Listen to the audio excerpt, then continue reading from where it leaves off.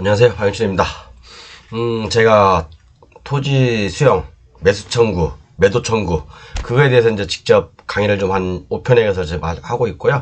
이번 편이 마지막입니다. 그래서 이번 편은 하이라이트 반드시 시청하셔야 됩니다. 끝에 가면 결론이 있으니까 굉장히 중요한 내용이에요, 여러분. 끝까지 한번 시청해 주시고요. 최대한 빠른 시간 내에 단축하기 위해서 제가 자료는 이만큼 다 올려놨습니다. 교재. 이번 강의는 수용감정 직접 따라해보기. 특히나 여러분, 지목이 묘지인 토지 보상. 우리가 28개의 지목이 있죠.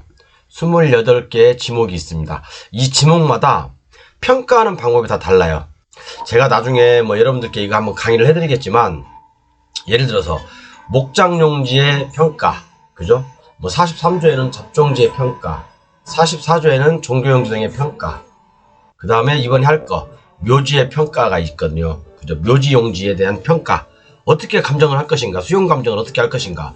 이 교재를 어디서 찾냐고 여러분, 제 블루오션 교재를 구매하신 분들은 제가 연말에는 한번 다 보내드릴 거예요. 혹시나 이제 미리 공부하고 싶으신 분이 있으시면 저한테 말씀하시면 미리 문자를 넣어주시면 제가 한번 취합해가지고 뭐 한 달에 한 번 보내드리겠습니다. 뭐 또 워낙 좀 많은 분들이 또 신청하면 저도 매일매일 보내드리는 번거로움도 있으니까 요 27개 지목에 대해서 어떻게 평가하는가, 염전부지의 평가. 만약에 이제 그 일대가 수용되지 않습니까, 여러분, 그죠? 그래서 그 일대가 어느 일대가 수용이 돼, 이렇게 수용이 되는데, 자, 그러면 뭐 염전도 있을 수도 있고 지목이 대일 수도 있고, 아니면 뭐 묘지일 수도 있고, 그죠? 아니면 종교시설일 수도 있고, 아니면 목장용지일 수도 있고, 뭐 초지일 수도 있고, 초지도 목장용지죠, 그죠? 그 다음에 뭐 유지일 수도 있고, 전일 수도 있고, 그죠? 뭐 임야일 수도 있고. 이 28가지 지목을 어떻게 평가를 해서 수용 감정을 할 것인가, 그거에 대한 얘기가 여기 다 있습니다. 요 교재는 제가 뭐 지금까지 한 번도 공개해 본 적이 없는데, 오늘 제가 강의를 위해서 한번 제가 일부를 보여드리겠습니다. 일부만. 그래서 이번에 할 시간은 뭐냐면, 요것은 걱정하지 마세요. 저기 우리 블루오션 교재 가지고 계신 분들, 구매하셨던 분들 있죠, 지금까지. 9월 말까지 블루오션 교재 구매하신 분들은 제가 따로 11일이나 12월경에 보내드릴 겁니다. 기존에 이제 공부 축구 하시다가 블루오션 교재에 이것도 추가해놨습니다, 제가요. 그래서 이제 묘지의 평가라고 나 있는데, 자, 그럼 실전 사례를 한번 보면서 얘기를 해볼게요. 자, 오늘 그래서 601강 토지의 이제 지금까지는 뭐 요거 했죠, 요거. 제가 강의를 저번 시간까지는 요거를 했습니다. 요거를 했죠. 여기 이제 토지의 매수 청구 요 강의를 했고, 그 다음에 농지법, 산지법, 국유림은 관리면 요것도 매수 청구를 해봤고, 그 다음에 개발제한구역, 민법, 도로법, 하천법, 소하천법 요거 해봤고, 그 다음에 주택법, 건축법, 도시 및 주거환경 정비법 요거 매도 청구 요거에 대해서는 제가 추후에 다시 방송을 할 거고, 방송을 안 하면 제 교재에다는 실어 놓겠습니다. 그리고 이제 공익사업을 위한 토지등 취득에 관한 보상인데, 여기서부터는 수용이에요, 말 그대로. 토지 수용과 관련된 사업인정 고시 기준일. 어제 시간에 설명드렸고, 아시는 분도 있겠지만 모르시는 분들이 많아요. 잘못하면 큰일 납니다, 여러분. 그래서 어제 이제 한 가지 예로, 경기도 광명시 옥길동에 있는 지목이 묘지인 이 토지가 수용 예정지입니다. 수용 예정지인데, 그러면 묘지를 어떻게 평가할 것인가? 그죠? 지목이 묘지인데, 우리가 경매 감정에서는 묘지나 아니 또 법정지 상권이 성립되면 묘지 같은 경우는 보통 30%나 20% 정도 저감해서 감정을 하죠, 경매 감정에서. 그죠? 그래서 최초 입찰가가 결정되죠. 법정지 상권도 마찬가지고 20%나 지방 법원마다 틀려요. 20%나 30% 정도 저감해서 감정가를 최초의 딱 입찰가를 선정하는 겁니다. 그렇지만 이런 게 만약에 수용 예정지에 포함되어 있다. 그럼 수용 예정지도 묘지를 평가해서 20% 30% 저감해서 보상을 해줄 거냐? 그게 문제가 되잖아요. 제가 어제 시간에 숙제를 냈는데 아무도 안 푸시네. 이제 뭐 제가 사실은 푸신 분들한테는 블루오션 교재를 드리려고 했는데 이미 시간 지났습니다. 이제 이 시간 이후부터는 블루오션 교재 이제 안 드릴 거고, 제가 오늘 답을 드릴게요. 답을 답을 드리는데, 여러분들 이런 거 수용 공부하면서 궁금하지 않으세요? 목장용지는 어떻게 평가하지? 염전은 어떻게 평가하지? 아니면 유지는 어떻게 평가하지? 전은 어떻게 평가하지? 임야는 어떻게 평가하지? 맨 여러분들 하는 게 뭐 전이나 임야나 뭐 이런 것들이잖아. 농지나 뭐 임야 그런 거잖아요. 뭐 이런 것들은 어느 정도 대부분 다 알고 있어요. 그렇지만 그런 궁금증도 가져보셔야 돼요. 그렇다면 목장용지는 어떻게 평가되냐? 아니면 지목이 묘지야 전체가 다. 이거 어떻게 평가하지? 경매 감정에서는 30% 20% 저감돼서 평가하는데 내가 수용을 목적으로 이걸 낙찰을 받았어.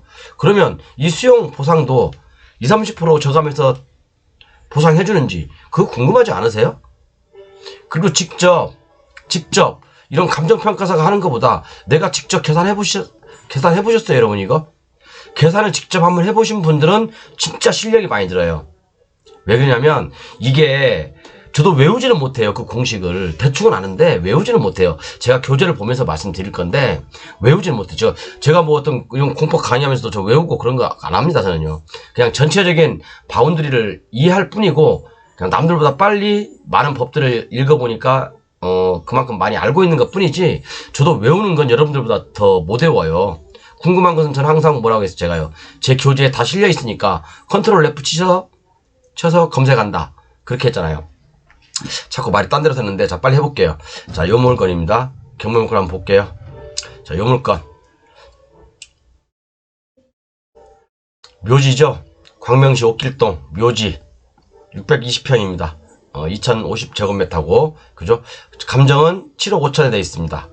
그죠? 그래서 어느 분이 7억 2천에 받아갔는데 여기가 수용 예정지예요, 여러분. 이게 수용 예정지라고요. 그러니까 이게 전번 시간하고 연결되는 거니까 모르시는 분들은 전번 시간하고 같이 보세요. 괜히 저놈 새끼 뭔 소리 하는 거야 뜬금없이 그런 얘기도 있으니까 전 시간을 보시고 그리고 다시 한번 말씀드리지만 아까 안 드린 게 뭐냐면 후단에 주식 얘기를 할 거예요. 주식 얘기. 제가 제 계좌 공개하면서 말씀드리죠. 투매에 동참할 것인가 아니면 추가 매수를 할 것인가 지금 중요한 기로에 서 있습니다, 여러분. 중요한 기로에 서 있으니까 마지막에 주식 관심 있으신 분들은 제 강의 끝까지 들어보세요. 자, 그래서 이런 경우 자 여기 보시면 요 땅에 요 땅 다 묘지잖아요, 그죠? 지목이 묘지예요, 전체가. 지목이 전체가 뭐예요? 묘지죠, 묘지. 그죠? 여기도 묘. 이 근처 이 일대가 다 묘지인가 봐요, 지목이. 옛날에 뭐 공동묘지나 그런 걸로 썼겠죠? 자, 그러면 이 묘지인데 이 묘지도 아까도 말씀드렸지만 법원 감정처럼 그죠? 묘지로 인해서 내가 토지를 사용하는데 그죠? 제한을 받기 때문에 20%나 또는 30% 저감해서 수용 가격이 결정되는지 아니면 다른 방법이 있는지 그걸 한번 살펴볼게요. 굉장히 중요해요. 여러분들 농지하고 임야만 이렇게 열심히 하고 있는데 그런 것은 사실은 옆집 강아지도 다 알아요, 여러분. 옆집 강아지도 다 안다고요. 뭔지 아세요? 제가 항상 그래서 저는 그러잖아요. 제가 뭐 가끔씩 쓸데없는 얘기도 많이 하고 그랬는데 제 강의 꾸준히 들어보고 교재가 공부하신 분들은 정말 6개월이나 3개월 정도 지나면 선수가 될 거라고. 그리고 제가 웬만한 자료들은 제가 같이 다 송부해드립니다. 그렇지만 이 자료는 제가 사실은 뭐 블루오션 교재 사신 분들한테 보내드릴까 말까 고민하고 있는데 뭐 조금 이제 그래요. 이제 뭐 아직 고민 중에 있습니다. 그리고 뭐 선화지 평가 뭐 이런 것도 있고요. 다양하게 많이 있습니다. 그죠? 28가지 지목에 대해서 다 있습니다. 여기. 그죠? 염전부지 평가, 저수지부지 평가, 그죠? 제방 하천구역의 토지의 평가, 뭐 이런 것들, 그죠? 많이 있어요. 제가 중요한 것들은 다 빨간색으로 쳐놨고, 이거 여러분 이거 하나만 갖고 있으면요. 박사돼요. 토지 뭐 어떤 그런 뭐 수용위원회 그런 것은 저도 옛날에 강의를 했지만 그런 건 다 쓸데가 없는 얘기고 아니 쓸데없는 얘기 아니에요. 야, 정확한 것은 여러분들 감정평가사하고 상의하시지만 그래도 기본적인 건 알고 있어야 됩니다. 기본적인 건. 자, 그럼 볼게요. 자, 이 토지를 보면 아까 여기 봤죠? 항상 기본은 그거죠. 기본이 여러분. 기본이 뭐예요? 기본이. 수용감정에서 기본은 개별 공시지가가 아니라 첫 번째, 개별 공시지가가 아니라 표준지 공시지가로 감정을 한다. 두 번째, 뭡니까?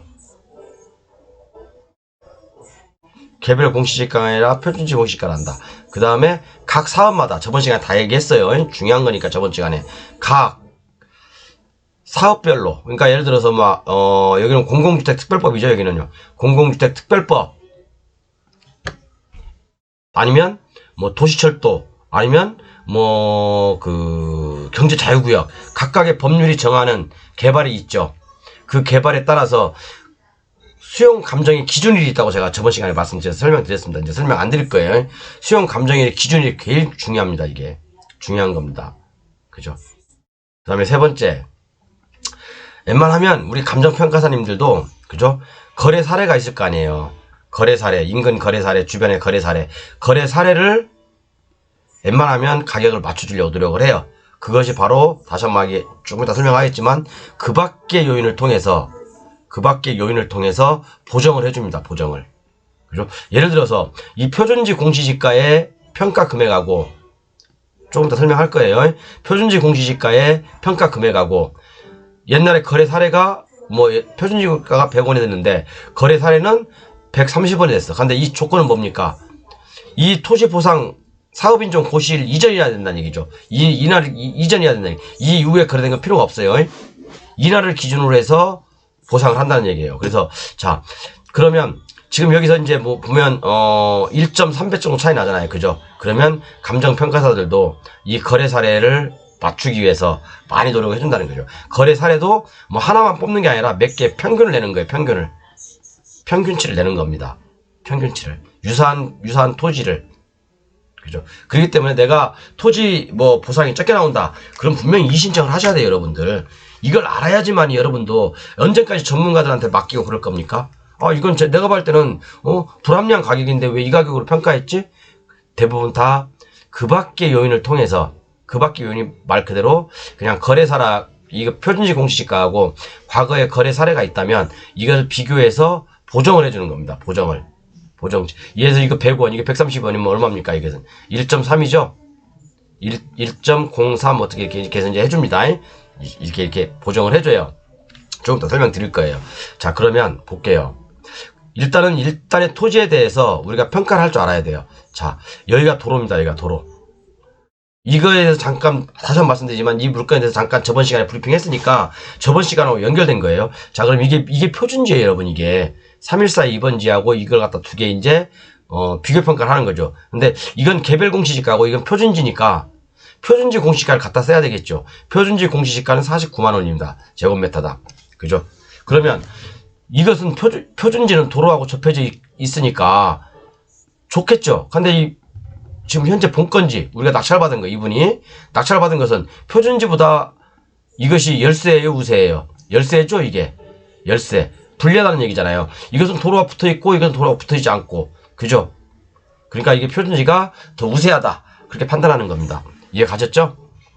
일단 여기까지 하고 제 교재를 보겠습니다. 그리고 또 다른 거 볼 것은 뭐냐면 토지이용 계획을 보면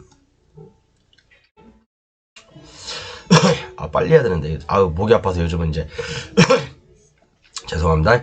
여기 보면 공공주택지구라고 있죠. 공공주택 특별법에 자, 광명 시흥 공공주택지구거든요. 그죠? 광명 시흥이 이렇게 길게 이렇게 돼 있잖아요.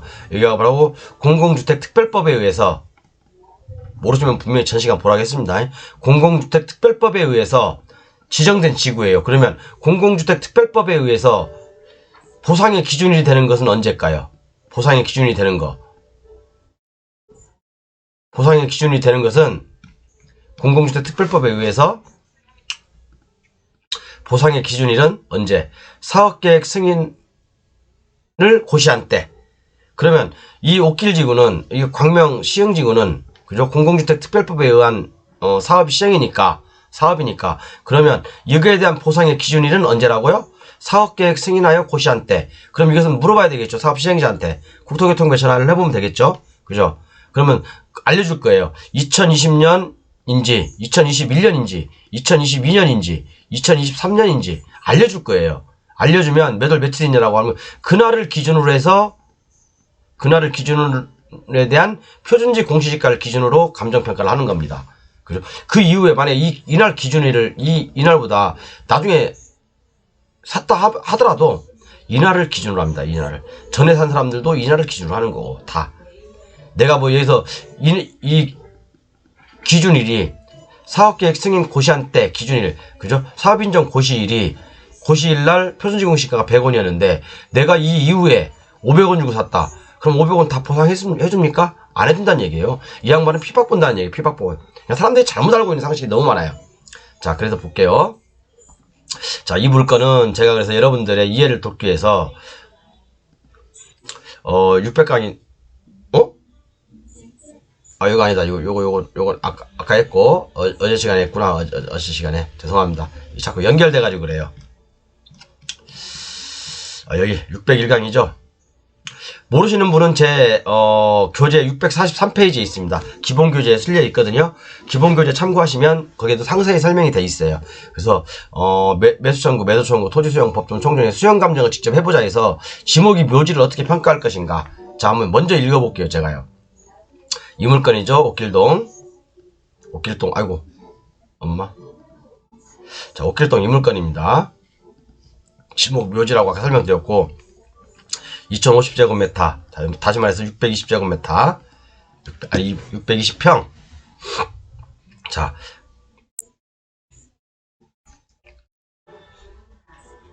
이렇게 해서 볼게요. 자, 45조 묘지의 평가. 이것은 제가 뭐 여러분들한테 공개를 안 해드린다고 했어요. 묘지로 이용되고 있는 토지에 대한 평가는 인근 지역에 있는 표준 지역의 이용 상황의 토지에 대한 적정 가격을 기준으로 하되, 그죠? 그러면 이 내용에 묘지라고 해서 마이너스 20%, 마이너스 30% 저감해서 평가하라. 그런 내용이 있습니까? 없어요. 어디에도 없습니다. 근데 여러분, 어저께 제가 여러분들께 숙제를 했는데, 숙제 내신 분 아무도 안 풀었죠? 조회수는 한 500명 되는데 500명 중에 아무도 모르나봐. 알고도 안 하는 건지, 알고도 공개하기 싫은 건지 모르겠습니다. 자, 그러면, 뭐, 아까 제가 이 35조, 이 45조 얘기한 게 감정평가에 관한 법률에 나와 있다고요? 아니면 감정평가에 관한 규칙에 나와 있냐고요? 아니요. 천만의 만만의 말씀. 이것은 여러분들, 그냥 감정평가를 위한 어떤 기본 지침서인 기본, 그냥 법이라고 보면 돼요. 그런데, 아까 제가, 보여드린 거, 요거, 45조, 다시 말해서 요 교재 42조, 요거 있죠? 요것은 감정평가에 관한 규칙이 아니에요, 여러분. 감정평가에 관한 규칙이 아니라고. 여러분들 이거 구하고 싶어도 못 구해요, 여러분들은. 구할 수 있다고요? 구해보세요. 그러니까 어쨌든 요것은 제가 이제 11월이나 12월쯤에 이제 좀 이렇게 보내드릴까 생각 중에 있으니까 좀 생각만 하고 있어요. 어쨌든 간에 이제 블루오션 교재 구매하신 분들은 좀 생각을 좀 하고 있으니까 너무 걱정하지 마시고 일단은 강의 좀 들어보세요. 자, 그래서 제가 한 가지 퀘스천 마크를 찍어놨죠. 경매 감정평가하고 수용 감정평가하고, 경매 감정평가는 30% 제한받는 가격에 저감하여 평가했고요. 그죠? 수용 감정평가는 30% 제한받는 가격에 저감평가하냐? 아니죠. 인근의 토지하고 유사한 토지를 평가하는 거죠. 표준지를 기준으로 해서. 자, 그래서, 이제 감정평가에 관한 규칙에 보면, 그죠? 규칙에 보면 14조에 보면 토지의 감정평가라고 나와 있어요. 그래서 이제 여기 보면 표준지 선정, 시점 수정, 지역 요인, 개별 요인, 그 밖의 요인, 교정 이렇게 나와 있는데, 자, 우리가 토지 보상 단가를 산정할 때는 공식이 있어요. 다 아시겠지만 표준지 공시지가 곱하기 시점 수정 곱하기 지역 요인 곱하기 개별 요인 곱하기 그 밖의 요인이에요. 근데 사실은 이 그 밖의 요인이 제일 중요하다. 별표 10,000개 여기는. 이것은 제가 아까 말씀드린 그 밖의 요인은 감정평가사의 오로지 주관적인 생각이에요. 그죠? 감정평가사가 집에서 아침에 싸우고 나와서는 에이씨 그냥 낮게 평가해버릴 수도 있고, 아침에 와이프가 이제 맛있는 주스라도 갈아 줬다든가, 기분 좋게 출근하면, 그래? 야, 여기 후하게 줘야지, 그동안 보상되는데 얼마나 억울하겠냐, 그러면서 또 후하게 줄 수도 있고, 그것은 오로지 이 그 밖의 요인은 감정평가사의 판단이다. 그렇지만 이 그 밖의 요인 때문에 가격이 몇십억씩 몇 억씩 왔다 갔다 한다. 30, 20, 30%씩 왔다 갔다 한다. 30, 40%씩 왔다 갔다 한다. 그거 하시면 돼요. 여기 별표 100개. 10,000개라고 했죠, 10,000개. 자, 그래서 아까 그 밖의 요인을 계산하는 가장 좋은 방법은 뭐라고 했어요, 제가요? 표준지 공시지가를 토대로 한 계산이 있고, 그 다음에 거래 사례를 통한 계산이 있다고 했잖아요. 이거의 편차를 백분율로 나타나는 겁니다. 그죠? 밑에 보시면 알아요, 이제. 자, 그래서 시점 수정은 말 그대로 그냥, 시점 수정인 거예요. 예를 들어서 감정평가가 이 기준일이 10월인데, 표준지는 예를 들어서 1월이다. 그러면 1월부터 10월까지 가격이 올랐을 거 아니에요. 올랐든지 떨어졌을 거 아니에요. 떨어졌으면 마이너스, 오르면 플러스, 백분율을 표시하는 거고, 지역 요인은 아까도 말씀드렸지만, 아까 여기 이제 본건지가 있고 여기가 이제 표준지가 있잖아요. 그럼 표준지가 열세잖아요. 열세. 아니 우세잖아요. 우세. 그러면 본건지는 열세. 그러니까 지역 요인은 마이너스 요인이 되는 거죠. 그죠? 개별 요인은 개별 요인이죠. 그죠? 지역 요인은 거의 이제 1단에 죄송합니다. 바뀌었습니다. 개별 요인은 아까 그런 것처럼 이렇게 토지의 개별 필지에 대한 요인이기 때문에 이 본건지가 열세. 그 지역 요인은 같은 지역이 있으니까, 붙어 있으니까, 그냥 1이라고 보는 거예요, 1. 그죠? 그 밖의 요인 제일 중요하다겠죠? 자, 밑에 보겠습니다. 그래서 제가 이제 아까도 말씀드렸지만, 감정평가를 하는 계산은 아까 표준지 공시지가 곱하기 시점 수정 곱하기 지역 요인 곱하기 개별 요인 곱하기 그 밖의 요인이잖아요. 그죠? 그 밖의 요인이 제일 중요한데, 그 밖의 요인을 계산하는 식도 있어요, 이렇게요. 그 밖의 요인을 계산하는 식은 위에다, 위에 여기 있다. 여기도 별표 100개. 제가 아까 뭐라고 했습니까? 표준지 가격을 구하는 시가고 거래 사례, 그죠? 시가고 똑같죠? 거래 사례, 표준지 이걸 갖다가 이 차이를 보정해 주는 거예요. 그죠? 그래서 거래 사례 가격이 60, 그러니까 물론 이제 뭐 사정 보정, 시점 수정, 지역 요인, 개별 요인을 해줘야 되겠지만, 그죠? 다 알려드릴게요.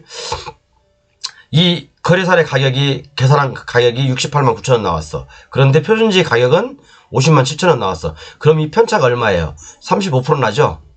35%. 그러면 1.359. 정확히는 이게 1.3588이에요. 제가 반올림해서 1.359라고 한 거예요.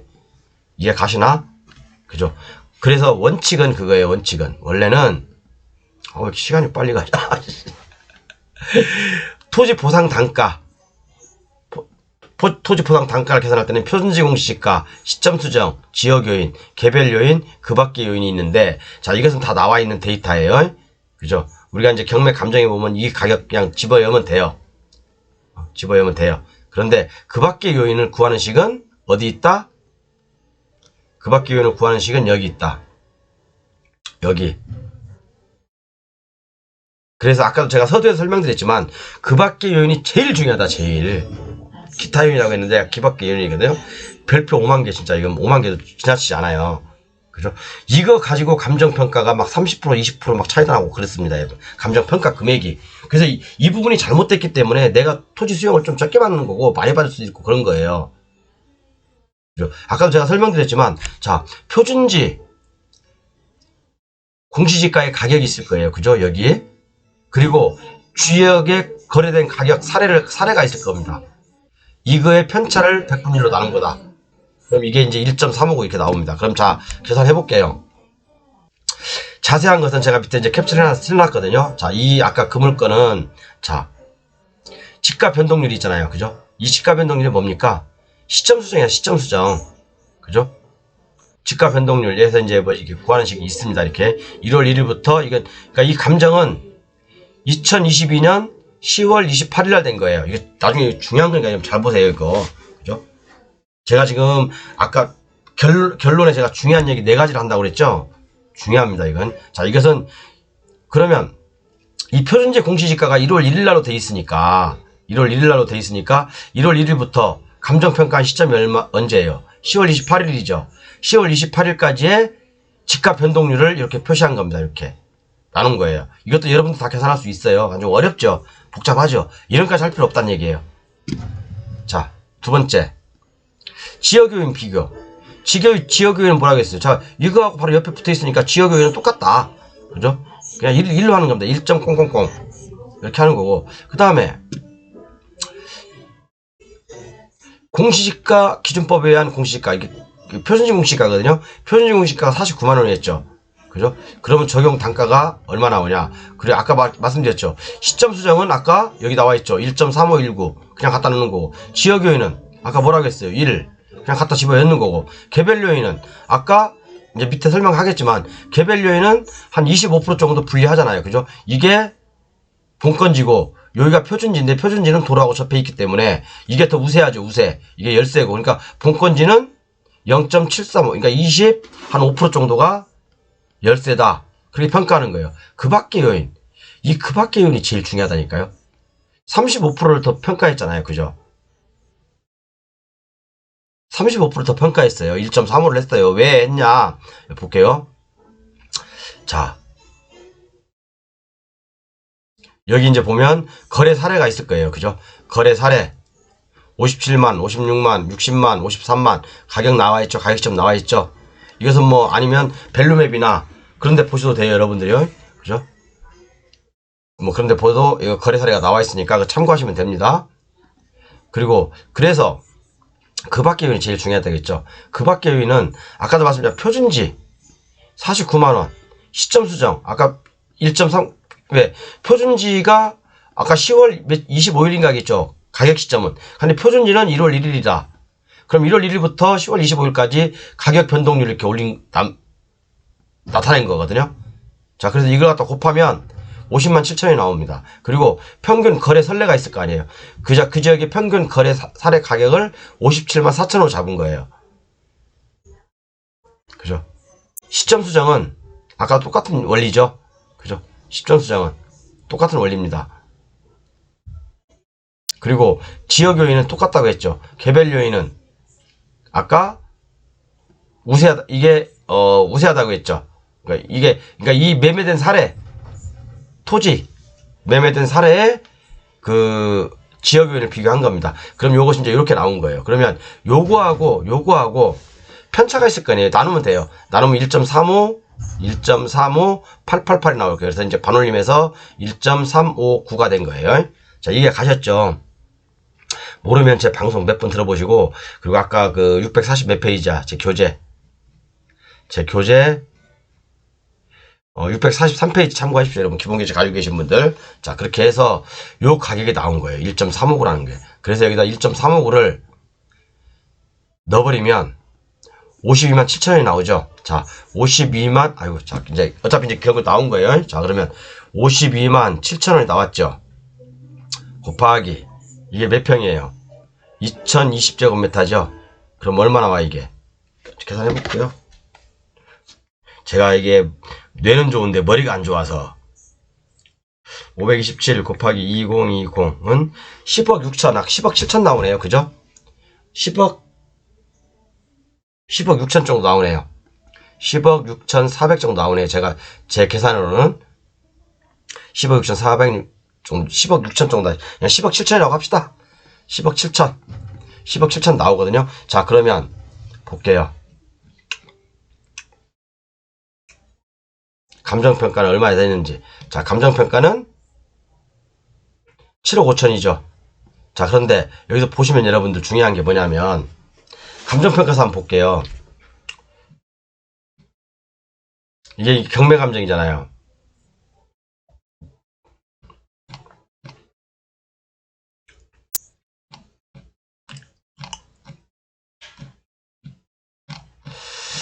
맨 밑에 토탈 여기 있죠. 여기 나와 있죠. 제가 항상 감정평가서를 잘 보자. 그리고 감정평가서에 답이 있다. 감정평가서 보는 방법들에 대해서 강의를 한 적이 있는데 뭐 다들 아시는가 어쩐가 뭐 조회수가 이렇게 한 500도 안 되네. 그것은 보니까 자, 분묘로 인하여 제한받는 거래 가격에서 이거 얼마야? 36만 6천을 뺐네. 그러니까 이것은 제가 볼 때는 30%를 뺀 거예요. 30%를. 그죠? 30%를 뺀 거죠. 그런데 자, 이제 중요한 거 나갑니다. 빨리 30분 안에 마무리해야 되는데. 자, 여기는 공공주택특별법에 의한 사업이죠. 이게 광명시흥이에요. 광명시흥 이제 이 사업지구가 뭐예요? 공공주택특별법에 의한 사업 시행이죠. 그죠? 이 전체가 여기 묘가 그죠? 그러면 우리가 확인해 볼 것은 뭐예요, 여러분? 사업 계획 승인하여 고시한 때가 언젠지, 사업 계획 승인 고시가 언젠지, 그걸 봐야 될 거 아니에요. 그 날짜가. 만약에 지금, 그래서 본 감정평가는 2022년 10월 28일 날 됐어요. 자, 그럼 예를 들어서, 20년이 있고, 21년이 있고, 22년이 있고, 23년이 있어요. 자, 그러면 만약에 이 고시가, 사업계획 승인 고시가 20년이 됐다. 그러면, 지금 현재 요 가격은 22년 10월 28일이죠. 10월 28일자. 그죠? 만약에 여러분, 그리고 또 여기, 이게 중요한 건 또 뭐냐면, 여기는 또 22년부터 22년 1월부터 22년 10월 28일까지 시점 수정을 했잖아. 시점 수정을 얼마 했어? 1.3 얼마 했죠? 많이 했죠? 그런데 만약에 재수없게 사업계획 승인 고시가 20년이 됐다. 아니면 21년이 됐다. 아니면 21년 뭐 5월에 됐다. 그러면 감정가는 어떻게 되겠어요? 이 가격보다 훨씬 낮아지겠죠. 훨씬 낮아지겠죠. 그렇죠. 제가 방금 계산한 것도, 수용 감정을 계산한 것도 이 사업인정 고시를 무시하고 계산한 겁니다. 이 감정평가사가 한 대로요. 그렇지만 중요한 건 사업인정 고시가 20년이 됐냐, 21년이 됐냐, 22년이 됐냐에 따라서 이 가격은 엄청난 차이가 난다. 많이 차이가 날 수 있다. 그거 감안하셔야 됩니다, 여러분. 그래서 우리가 항상 수용 감정을 계산할 때는 사업인정 고시 일이 언제냐, 사업인정 고시가 언제냐. 23가지, 제가 40 몇 가지 법률이 있다고 했죠. 수용에 관한 법률이. 그 각각의 법률마다 사업부 인정 고시일이 다르다. 그죠? 이것은 공공주택 특별법이니까 사업인정 고시일을 언제로 보냐? 사업계획 승인하여 고시한 때로 본다. 그렇기 때문에 이게 이날이 언제냐? 이게 중요한 거죠. 이게 만약에 20년이다. 그러면 어떻게 보면 이분은 많이 손해볼 수도 있습니다. 21년이나 좀 손해볼 수도 있어요. 그런데 중요한 건 이분이 잘 받은 게 뭐냐면, 자, 우리가 이제 묘지로 평가해서 감정을 하지 않는다. 수용을 하지 않는다는 얘기죠. 일반 주유의 지목을 떠나서, 그죠? 묘지가 아닌 주유의 토지를 기준으로 해서 평가를 한다. 근데 이분은 어차피 묘지로 평가됐기 때문에 30% 저렴하게 받은 거잖아요. 그죠? 잘못하면 이분은 세금 떼고 나면, 또 취득세 떼고 나면 만약에 사업인정고시가 20년이 됐다. 그러면 남은 게 없을 수도 있어요. 이해 가시죠, 여러분? 그래서 제가 사업계획 승인 고시일이 언제냐에 따라서 가격은 차이 날 수 있다고 말씀드렸잖아요. 제가 이 방금 위에서 감정평가한 전제 조건은 뭡니까? 2022년 10월 28일 날 감정이 돼 있는 날이 사업인정 고시일이라고 가정하에 진짜 별표 100개 여기 별표 100개 여러분, 10월 28일 날이 사업인정 고시일로 가정하에 감정을 한 거잖아요. 그죠? 그런데 만약에 이게 제가 말씀드렸잖아요. 사업계획 승인 고시가 20년이나 21년이 됐다면 이 감정가는 확 줄어들 수 있다. 왜? 표준지 공시가는 더 약할 거니까, 이때보다는. 그죠? 더 약할 거니까. 그런데 또 하나 이분이 좀 중요한 게 뭐냐면, 자, 표준지 공시가는 떨어지더라도 만약에 최소한 20년 이때는 57만, 56만, 60만원, 53만 그래서 이렇게 거래됐잖아요. 그죠? 다행인 것은 이때도 매매 사례는 거래 사례는 여기 57만 이 가격이라는 얘기예요. 이 가격. 다행히도 만약에 거래 사례까지 낮아버렸다. 그러면 이제 큰일 나는 거죠, 이제. 그래서 제가 일단 거래 사례 이렇게 됐고, 감정평가는 뭐 이렇게 됐으니까 아마 이 또 개별 요인을 통해서 아마 그 거래 사례 가격을 보정을 해줄 겁니다. 근데 그래서 자, 어디까지 어디야? 결론은 뭡니까? 여러분들께서 이게 종합적으로 판단하셔야 돼요. 그래서 지목이 묘라도 인근 지역에 있는 표준적인 이용 상황은 토지에 대한 적정 가격을 기준으로 하되, 뭐 여기에 뭐 30% 저감해서 한다, 20% 저감해서 한다, 그런 거 얘기 없죠? 그죠? 물론 이제 이장비 등은 한 기당 뭐 300에서 50만원 정도 줘요. 그래서 뭐 내 묘가 아니니까 뭐 어떤지 모르겠지만, 뭐 묘지 주인한테 주겠죠? 그죠? 수용되니까. 자, 그래서 여러분 여기서 이 시간에 중요한 것은 뭡니까? 자, 이분이 원래는 이게 10억 7천이에요. 감정가가 10억 7천인데 7억 2천에 받았어. 근데 이게 만약에 보상가도 이렇게 나왔죠. 우리가 계산할 때. 그죠?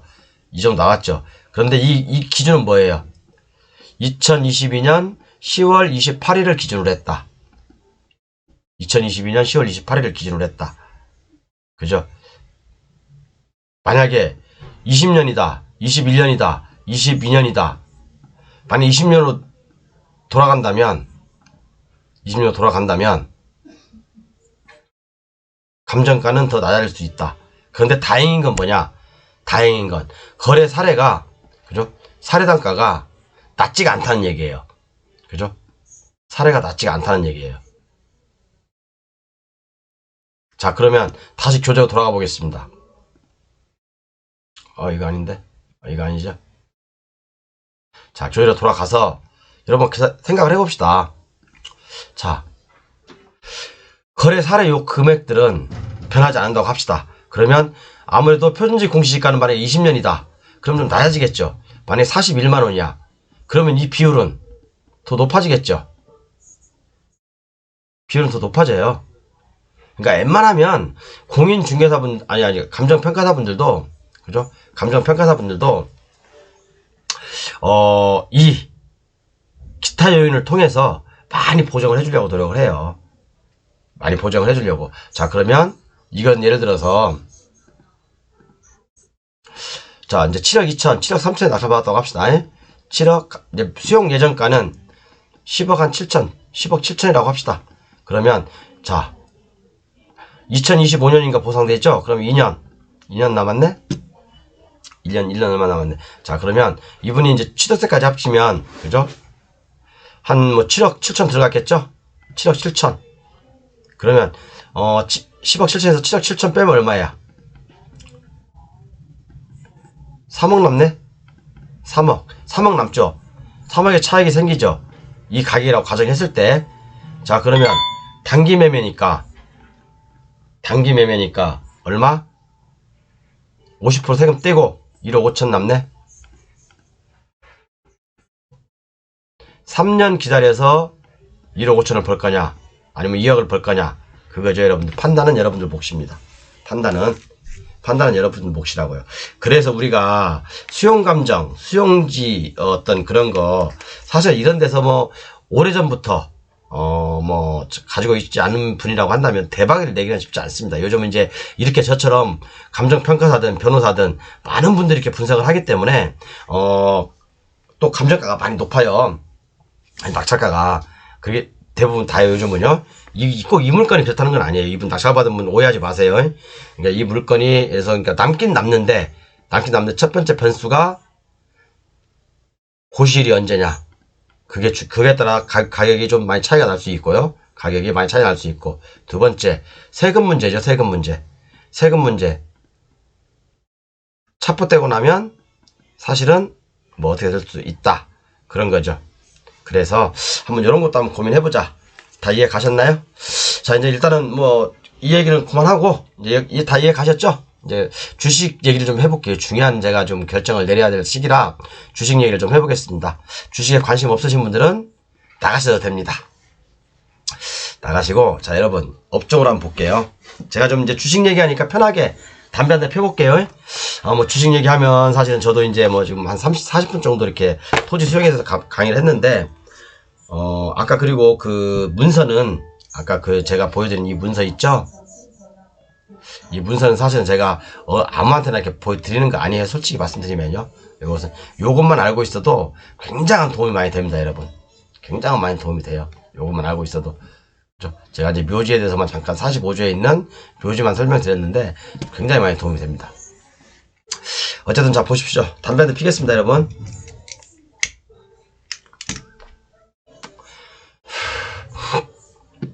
자 종합지수 하락의 연속입니다. 그죠? 제가 이 추세대를 그려놨죠. 요렇게 이건 대한민국에 저 혼자 최초로 그려놓은 겁니다. 원래는 여기서 이렇게 반등을 주고 올라가든지 아니면 이 전자점 있죠? 여기 전자점 이 전자점에서 잠깐 반등을 좀 줘야 되는데 못 주고 이렇게 빠졌어요. 흘러내려버렸어요. 흘러내려버렸어. 그러면 어떻게 해석해야 될 거냐? 제가 봤을 때는 개인적인 생각은 그래요. 두 가지 경우의 수가 있는데 여기까지 한번 더 빠지든지 빠졌다가 이 전자점까지 올라치든지 여기 전자점 있죠? 여기 전자점까지 올라치든지 아니면 이 추세대 여기까지 올랐다가 되밀리든지 둘 중 하나예요. 그런데 저는 그렇게 생각해요. 지금 이 상황에서 물려있는 분들이라면 투매에 동참할 거냐. 오늘 일반인들 투매 엄청 나왔어요. 일반인들 투매 많이 나왔어요. 그죠? 일반인들 투매 많이 나왔습니다. 내일까지 만에 빠진다면 이제 완전 일반인들 투매 단지가 거의 싹쓸이 될 거예요. 자, 그래서 저는 개인적인 생각은 그렇습니다. 제가 한번 냉정하게 판단해 봤어요. 저점과 저점을 쫙 연결한 이 선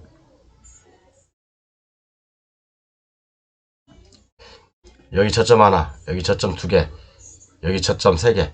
2350까지는 보이긴 해요, 사실. 2350까지는 보이긴. 여기까지 빠지면 너무 과매도예요, 이건요. 단기적으로 너무 많이 빠졌어요. 반등을 당연히 줘야 될 자리인데, 여기서 반등을 줘야 될 자리인데, 반등을 못 줬어요. 그죠? 반등을 못 줬다는 게 좀 아쉽고. 근데 이제 만약에 내일까지 빠진다. 그러면 투매를 할 것이냐, 말 것이냐. 투매를 해야 되냐, 말아야 되냐. 하지 마세요. 저는 이미 제가 말씀드렸죠. 투매하기는 이미 늦었다. 그리고 결정은 빠를수록 좋은데 항상 저는 그래요. 이 추세대를 깨면 항상 어떤 종목이든 내가 긁어놓은 추세대를 깨게 되면 매도다, 매도. 다시 올랐을 때 다시 잡더라도 올랐을 때 타고 올랐을 때 다시 잡더라도 무조건 매도가 맞습니다, 여러분. 매도가 맞는 거예요. 그래서 이것은 뭐 사실은 충분히 공부가 된 분들한테 소용되는 거고, 자, 이런 경우는 내일 만약에 반등을 준다면 굉장히 아마 센 장이 될 거고요.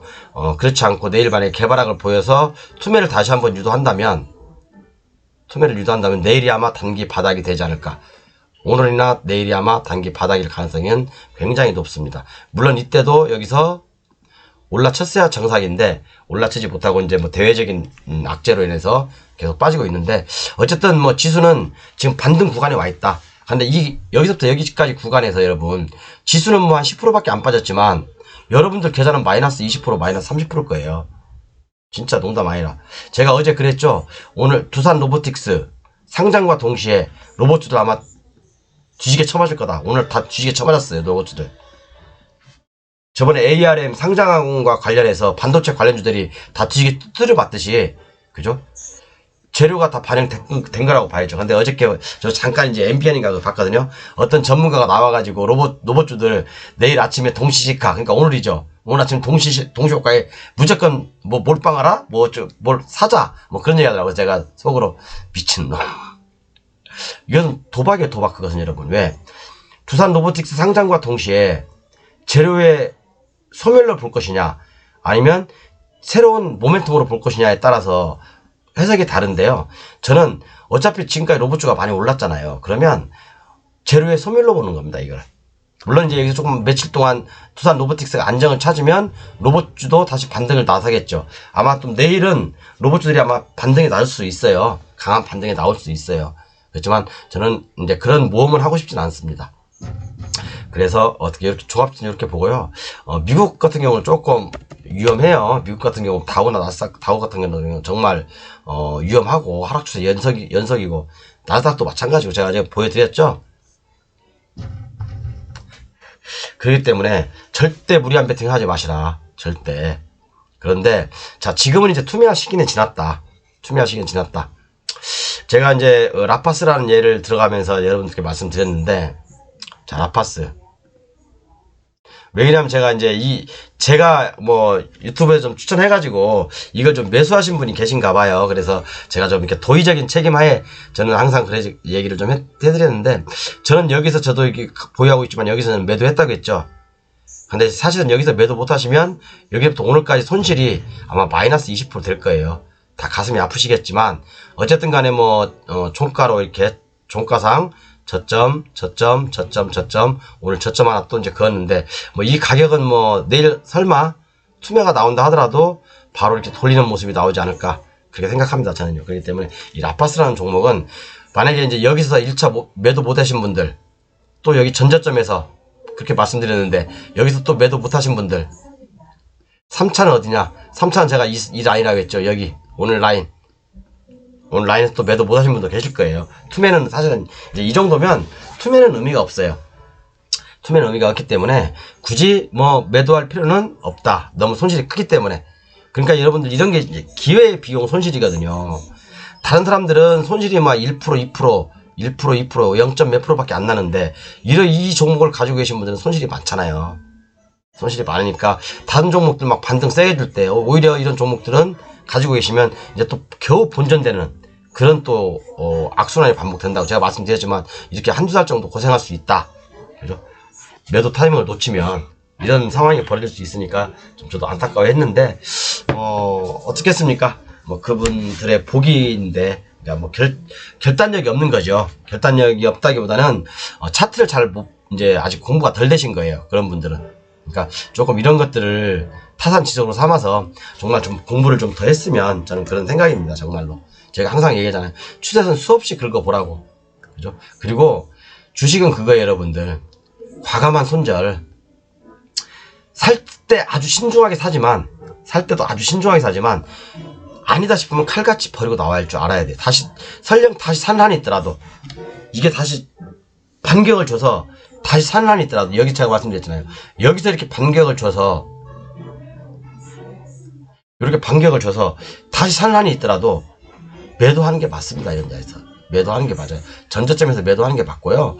여기서 깨졌을 때 매도하는 게 맞고, 또 이거 깨지면, 이 추세다. 깨지면 매도하는 게 맞아요. 물론 비중이 많은 분들한테는 제가 매도하라고 못해요. 그죠? 매도하라고 못합니다. 또 20% 이상 손실 난 분, 뭐 15% 이상 손실 난 분한테 손절하세요. 뭐 그렇게 얘기 못해요. 못하니까 이런 이제 분들 가지고 계신 분들 이제 라파스에 대해서는 얘기 안 할 거예요. 차트가 이쁘게 만들어지기 전까지는 얘기 안 할 겁니다. 아직까지는. 이제 오늘 제가 마지막으로 도의사항 한번 말씀드린 거고, 어쨌든 요것은 반등을 주면 뭐 한번 생각을 해보셔야 됩니다. 여러 가지로. 자, 오늘 제가 이제 보유한 종목은, 저는 오늘 매도 종목은 하나도 없었어요. 자산평가 한번 보여드릴게요. 제가 있는 그대로 보여드릴게요. 자, 오스코텍.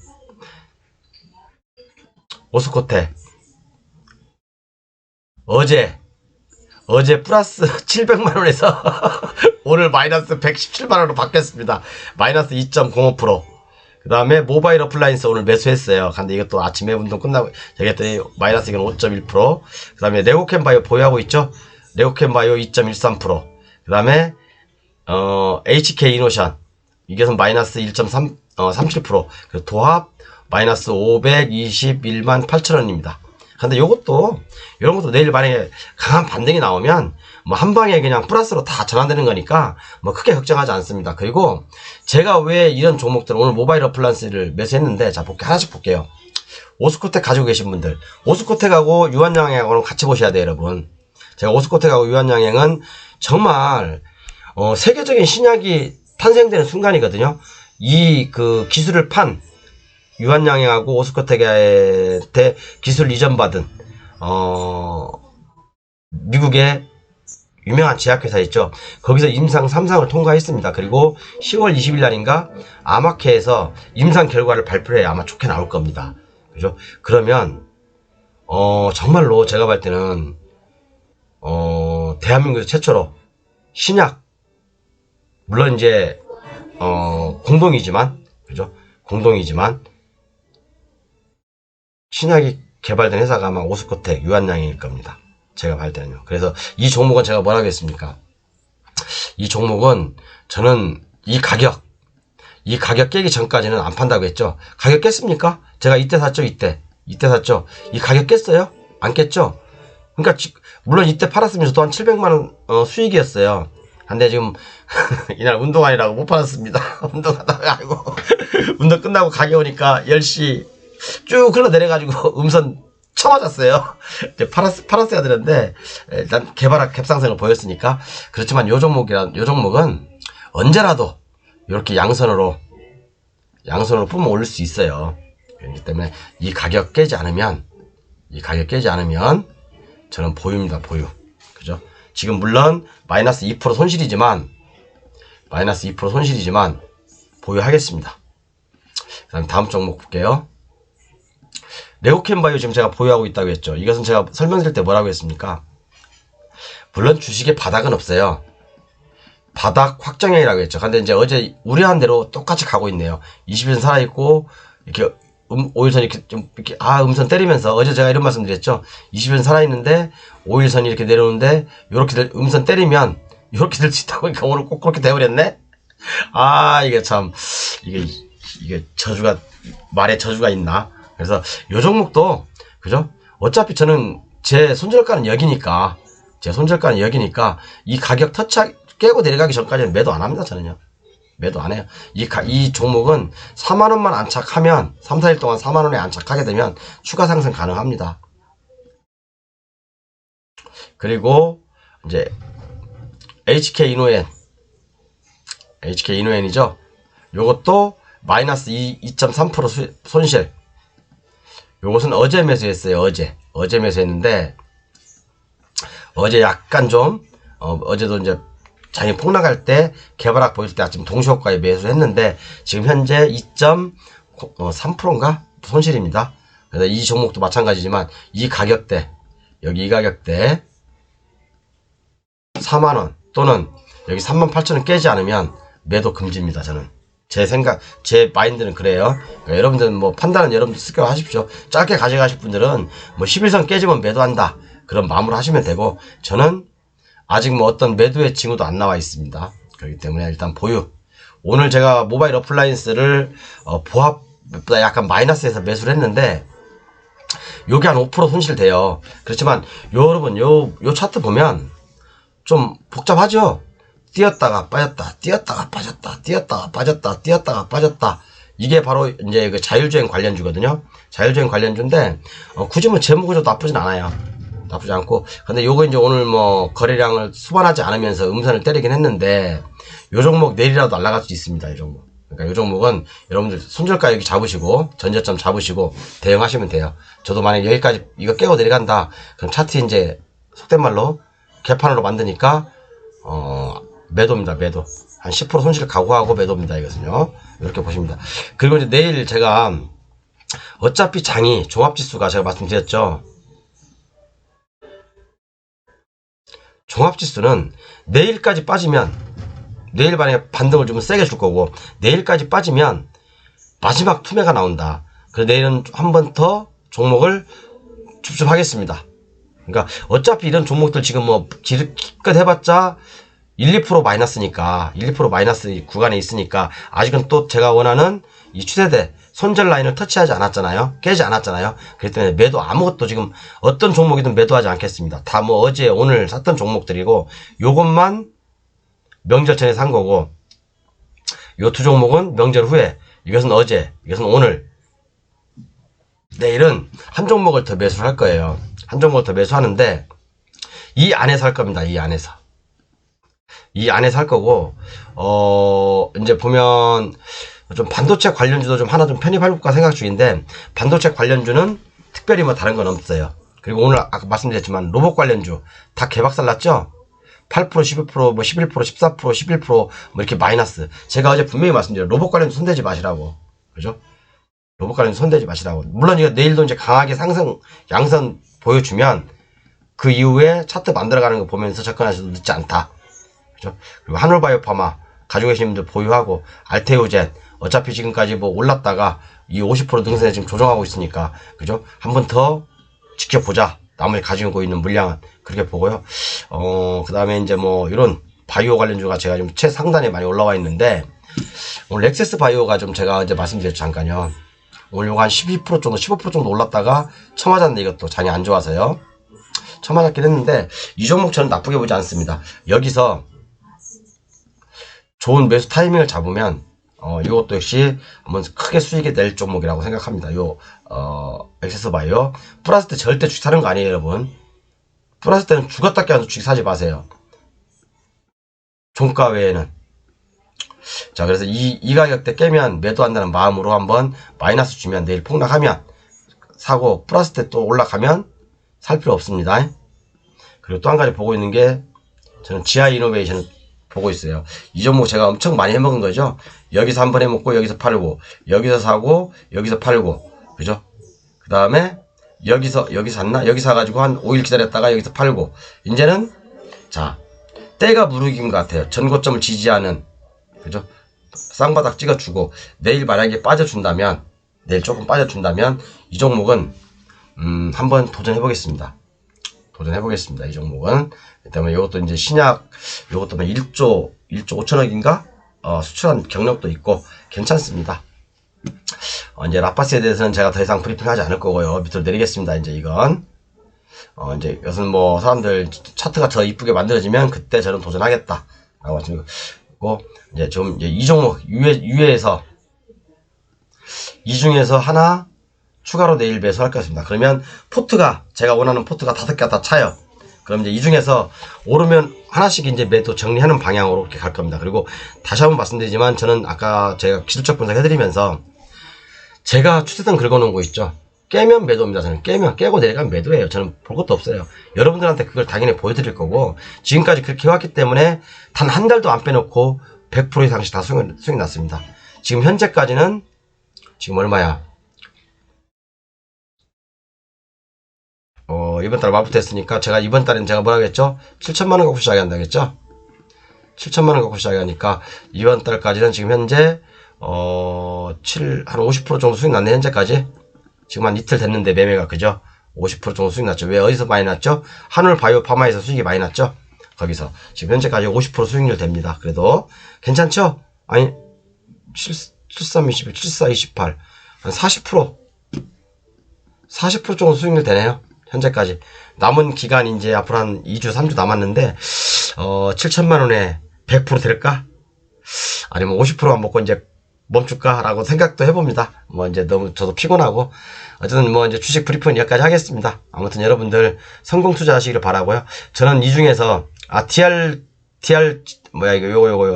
DR잼? 요것은 일단은 매수 종목에서 제외합니다. 왜냐면, 음선이 너무 때리긴 했는데, 요거 이제 내일 요거 깰 가능성도 있을 것 같아요. 요것도 차트 아직 만들어가는 거 보면서 이건 대응할 거고, 요것도 좀 밑으로 좀 내리고, 그 다음에 이제 유한양행 요 종목, 저는 뭐 지금 굉장히 좋게 봐요. 제가 이제 이때 물론 플러스 때 추천한 다음날 뭐 한 15% 20% 상승했지만, 뭐 이때 플러스 사는 건 아니죠. 근데 오늘 또 다행히 음선 때려줬고, 내일도 만약에 여기까지 이 전저점까지 와준다면, 79,000원, 7만원 깨진다면, 절호의 매수기 아닙니까, 이거? 여기까지 만약 딱 음선 딱 때린다면, 저는 삽니다. 물론 이제 이거 또 추세된 깨면 매도죠. 이런 거 도전해봐야죠. 어떤 걸 도전해봅니까? 재료도 있고. 그리고, GI 이노베이션 설명해드렸고, 요것은, 저는 뭐 이 고가 독파라고 보는데, 이 전저점 깨지 않으면, 뭐 매수하신 분들은 보유하시면 되고요. 엑세스 바이오 설명해드렸고, 일동제약은 라파스하고 같이 보시면 된다고 했죠. 자, 그래서 제가 어제 설명드릴 때 여기 지금 갭상승을 보였잖아요. 이렇게요. 갭상승을 보이는데, 이 갭을 과연 몇 구로 내려올까? 이 갭을 몇 구로 내려올까? 아니면 이 갭을 상승 갭으로 지지 갭인지 메꾸는 갭인지 한번 조금 더 지켜볼 필요가 있을 것 같습니다. 그래서 제가 볼 때는 이 전고점 지지하면서 갭을 띄웠기 때문에 이 갭은 지지의 갭이 되지 않을까 생각을 해봅니다. 그래서 한번 이것도 한번 더 지켜볼 필요가 있고요. 그러니까 여러분들 주식을 매수할 때 너무 섣불리 매수하지 마세요. 한미약품, 뭐 바닥 확정형 이것도 물론 이 추세대 깨면 매도. 주식은 조건 매매예요. 여러분 뭐 있어요, 그죠? 주식은 간단하게 쉽게 하십시오. 이 추세대 깨면 매도. 그렇지만 그 전까지는 보유 또는 매수, 지속 매수. 동화약품, 이 동화약품은 제가 말씀드렸죠. 중장기 추천주라고. 뭐 이 종목을 좀 오래 갖고 가고 싶다. 그런 분들한테 딱 좋은 종목입니다. 이거 10,000원 이하에서 분할 매수하면 좋을 것 같습니다.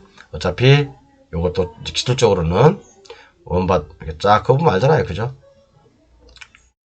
여기 뭐 원바닥, 투바닥, 쓰리바닥 찍고 이제 여기서 반등 모색하고 있고 또 위에서 내려오는 이 추세대, 그죠? 여기 이제 뭐 이렇게 쳐 올랐다가 쳐맞고 또 이런 식으로 가겠죠. 그러다가 이제 어느 순간에 돌파하겠죠. 이렇게 이제 이런 것도 끝까지 지켜볼 필요가 있다. 하늘바이오파마는 이제 상한가에 팔고 나왔으니까 이제 미래는 더 이상은 제가 없다고 그랬잖아요. 그죠? 요것은 뭐 한번 도전해봅니다. 알테오전 마찬가지로 여기 제가 그림을 이렇게 그려놨습니다. 이런 식으로 갈 것 같아요. 이런 식으로. 어쨌든 이렇게 보고 있습니다. 이렇게 보고 있고 로봇 관련주는 당분간 접근 금지하시고 AI도 마찬가지죠. 어제 말씀드렸죠. 그렇지만 차트 만들어가는 것도 있어요. 이 중에서 나머지 이제 기타 개별주. 이렇게 이제 오늘 시황을 이렇게 마무리하겠습니다. 그러니까 내일은 제가 볼 때는 그래요. 투매가 나오면 투매는 받아주십시오, 여러분. 저도 내일을 만약에 추가적으로 하락해서 투매가 나온다. 그럼 투매는 받겠습니다, 저는요. 어차피 저는 명절 끝난 다음부터 그날부터 사기 시작했으니까 이틀 동안 사기 시작했죠. 그리고 이제 명절 전에 산 종목도 마이너스 2%밖에 안 되니까, 그리고 또 손절라인 터치를 하지 않았으니까 굳이 매도할 필요는 없는 거고요. 그죠? 그러니까 일단은 저랑 같이 포트를 같이 구성하고 계신 분들은 뭐 특별히 문제 없으면 보유하고 가십시오. 네, 감사합니다.